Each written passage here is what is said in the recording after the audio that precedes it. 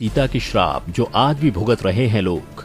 जी हाँ दोस्तों, प्राचीन काल में माता सीता द्वारा 5 ऐसे श्राप दिए गए जिसे आज भी लोग भुगत रहे हैं। लेकिन सोचने वाली बात यह है कि वो 5 श्राप क्या थे, उन्हें किसे दिया गया और इसके पीछे के क्या कारण थे। दोस्तों, वाल्मीकि रामायण की माने तो जब प्रभु श्री राम ने अपने भाई लक्ष्मण और पत्नी सीता के साथ वनवास जाने का अटल निर्णय ले लिया, तब अयोध्या के सभी निवासी दुखी थे। लेकिन सबसे ज्यादा जो दुखी थे वो थे राजा दशरथ। समय बीतता गया और एक वक्त ऐसा आया जब वनवास के दौरान ही राजा दशरथ राम और लक्ष्मण के वियोग को न झेल पाने के कारण मृत्यु को प्राप्त हो गए। जैसे ही ये खबर राम और लक्ष्मण को मिली, उनके ऊपर दुख का पहाड़ टूट पड़ा। पिंडदान करने के लिए राम अपने भाई और पत्नी सीता के साथ गया के फल्गु नदी के किनारे पहुंचे। जैसे ही ये तीनों नदी के किनारे पहुंचे, उन्होंने पंडित जी से पूजा की सामग्री के बारे में पूछा, जिसके बाद पंडित जी की आज्ञा पाकर लक्ष्मण पास के ही गाँव से पूजा की सामग्री लेने चले गए। जब बहुत समय बीत जाने के बाद भी लक्ष्मण सामग्री लेकर वापस नहीं आए, तब श्री राम ने खुद ही जाकर उनको खोजने का फैसला किया। वहीं दूसरी ओर पंडित जी बार बार शुभ मुहूर्त निकल जाने के बारे में बोल रहे थे। तब श्री राम तुरंत अपने छोटे भाई की खोज में निकल पड़े, क्योंकि पूजा में देरी होती चली जा रही थी। ऐसे में जब अधिक समय बीत गया, तब माता ने पंडित जी से कहा कि दोनों भाइयों को लौटने में देर हो रही है, इसलिए जितनी भी सामग्री है उन्हीं के सहयोग से पूजा शुरू कर दें।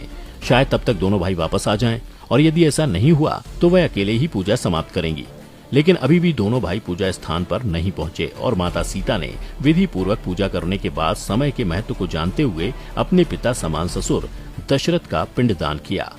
और जैसे ही वह हाथ जोड़कर प्रार्थना करने लगी, उन्हें एक दिव्य चमत्कारी आवाज सुनाई दी। हे पुत्री सीते, तुम्हारी पूजा संपन्न हुई और मैं तुम्हारी पूजा को स्वीकार करता हूँ।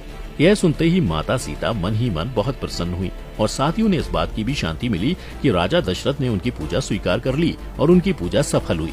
लेकिन अभी भी वह अंदर से सोच विचार में पड़ी थी, क्योंकि वह जानती थी कि श्री राम और लक्ष्मण उनकी इस बात पर विश्वास नहीं करेंगे। ऐसा इसलिए क्योंकि मान्यताओं के अनुसार ऐसी पूजा बिना पुत्रों के नहीं होती। इस बात को ध्यान में रखते हुए सीता जी ने वहाँ उपस्थित फल्गु नदी, गाय, कौआ, तुलसी का पौधा, वट वृक्ष और पंडित जी को इस संपूर्ण पूजा का साक्षी बनने को कहा, जिसके बाद सब उनकी आज्ञा मानने के लिए राजी हो गए। कुछ समय बाद जब राम और लक्ष्मण निकट के गांव से वापस आए, तो माता सीता ने उन्हें पूरी बात बताई। लेकिन जब बार बार समझाने पर भी उन्होंने देवी सीता की बात नहीं मानी, तब उन्होंने वहां उपस्थित सभी साक्षियों से विनती की कि वे प्रभु राम को सच्चाई बताएं। इसके बाद श्री राम ने इस बात में कितनी सच्चाई है इसे जानने के लिए सभी से पूछा, परंतु राम के क्रोध को देखकर किसी ने भी डर के मारे उनके सामने सत्य कहने की हिम्मत नहीं की और सबने झूठ बोल दिया कि ऐसा कुछ हुआ ही नहीं। इस बात से दोनों भाई सीता से नाराज हो गए। परंतु आप तो जानते ही हैं कि सत्य कभी भी खाली हाथ नहीं लौटता। उसी समय तुरंत केवल वट वृक्ष ने श्री राम को एक एक करके संपूर्ण पूजा की सारी बातें बताईं। यह सब देखकर सीता जी बहुत दुखी हुई और गुस्से में आकर उन्होंने उन सभी को आजीवन श्रापित कर दिया जो सत्य नहीं कह पाए। देवी सीता ने फल्गु नदी को श्राप दिया कि वह सिर्फ नाम मात्र की नदी रहेगी। पानी गिरने के बावजूद नदी ऊपर से हमेशा सूखी ही रहेगी और नदी के ऊपर पानी का बहाव कभी भी नहीं होगा। और यही कारण है कि आज भी यह नदी पानी न होने के कारण सूखी पड़ी है।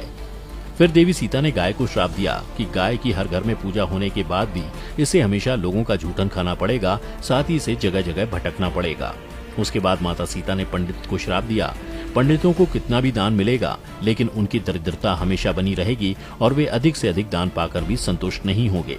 इसके बाद उन्होंने तुलसी जी को श्राप दिया कि वह गया की मिट्टी में कभी भी नहीं उगेगी। अंत में माता सीता ने कौवे को श्राप दिया कि वह हमेशा लड़ झगड़ कर ही खाना खाएगा।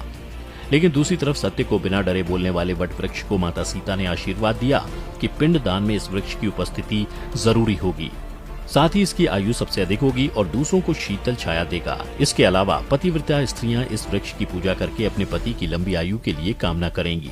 इस प्रकार फल्गु नदी, गाय, कौआ, तुलसी का पौधा और पंडित, ये पांचों आज भी अपने झूठे परिणाम और माता सीता द्वारा दी गए श्राप को भुगत रहे हैं। तो वहीं दूसरी तरफ सत्य की सहायता करने वाला वट वृक्ष माता से आशीर्वाद पाकर आज भी अपने महत्व को बनाए हुए है।